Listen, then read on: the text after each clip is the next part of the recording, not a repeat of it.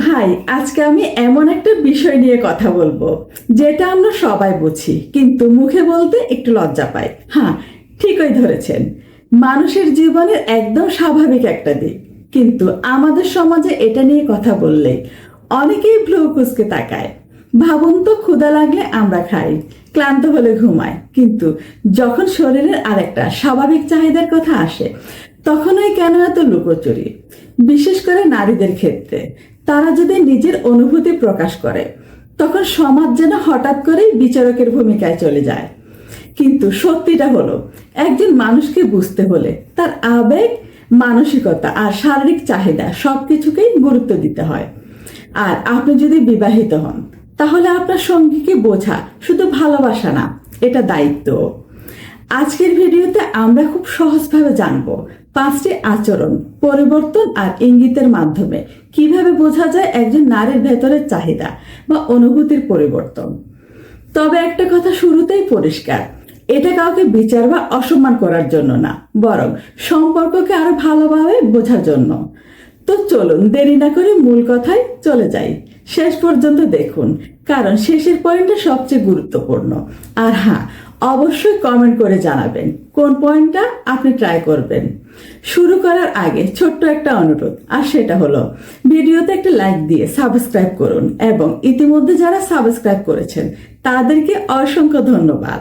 তো চলুন আর দেরি না করে মূল কথায় আসা যাক। নাম্বার 1, শারীরিক ভাষা ও স্পর্শের পরিবর্তন। মানুষ অনেক কিছু মুখে না বললেও শরীরের ভাষা প্রকাশ করে। একজন নারী যখন মানসিকভাবে বা শারীরিকভাবে কারো প্রতি আকর্ষণ অনুভব করে, তখন তার আচরণে সেটা ফুটে উঠতে পারে। যেমন কথা বলতে বলতে কাছে আসা, হালকা স্পর্শ করা বা ব্যক্তিগত দূরত্ব কমিয়ে আনা। এগুলো সবসময় একই অর্থ বহন করলেও কখনো কখনো তার ভেতরের অনুভূতির ইঙ্গিত হতে পারে। নাম্বার 2, কথাবার্তার ধরনে পরিবর্তন। আচমকা কথা বলার ভঙ্গি নরম হয়ে যাওয়া, বেশি খোলামেলা হওয়া বা ইঙ্গিতপূর্ণ কথাবার্তা, এগুলো পরিবর্তনের লক্ষণ হতে পারে।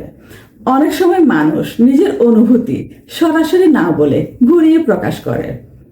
নাম্বার 3, সাজগোজ ও নিজেকে উপস্থাপনে আগ্রহ।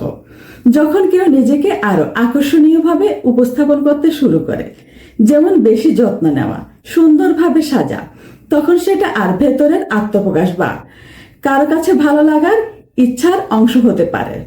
নাম্বার 4, আচরণ ও মেজাজের পরিবর্তন।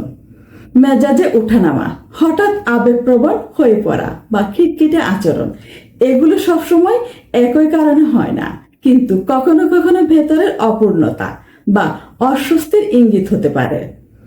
নাম্বার 5, সরাসরি ও পরোক্ষ ইঙ্গিত।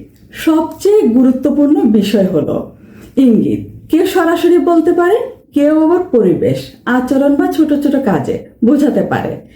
যেমন একসাথে সময় কাটানোর আগ্রহ, কাছাকাছি থাকতে চাওয়া বা রোমান্টিক পরিবেশ তৈরি করা।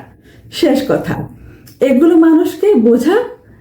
একজন মানুষকে বোঝা কোনো সহজ কাজ না, এটা একটা দক্ষতা।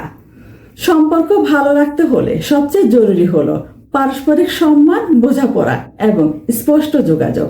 মনে রাখবেন, কোনো অনুভূতি বা চাহিদা খারাপ না, কিন্তু সেটা প্রকাশের সঠিক উপায় আর পারস্পরিক সম্মতি, এই দুটাই সবচেয়ে গুরুত্বপূর্ণ। আপনি যদি আপনার সঙ্গীকে সত্যি বুঝতে চান, তাহলে তার কথার পাশাপাশি তার অনুভূতিও বোঝার চেষ্টা করুন। তাতে সম্পর্ক হবে আরো দৃঢ়, আরো সুন্দর।